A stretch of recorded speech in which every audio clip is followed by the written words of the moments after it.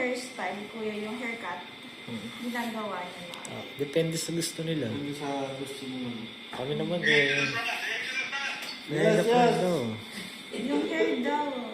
Kami naman eh, kung ano lang yung gusto nila eh. Kahit yung mga papakalbo mo, hindi rin naman namin choice nun. Sila Kaya? yung choice nun.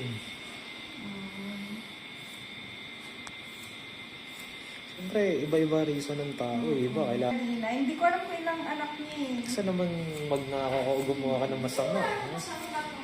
Hindi naman sige. Yung iba, Alam mo kung sino mag-aan niya. Si Siyempre, napagawa yun mo kaya sa ano. Ang sabi mo na. ang kapal pala talaga, ang kapal pa pala niyang buhok ko.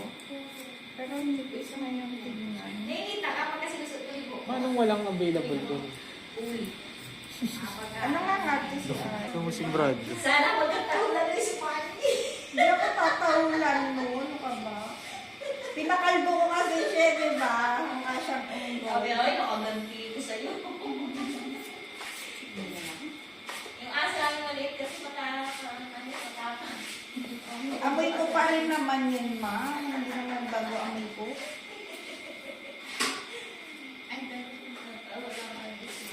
Gulat Kasi sila. yun eh. Kaya nga, mas gusto alam mo kapag si Brad ang kumana, mas mabilis. Ang gusto mo, ako na lang magaan sa labas, tapos kaya na lang ako.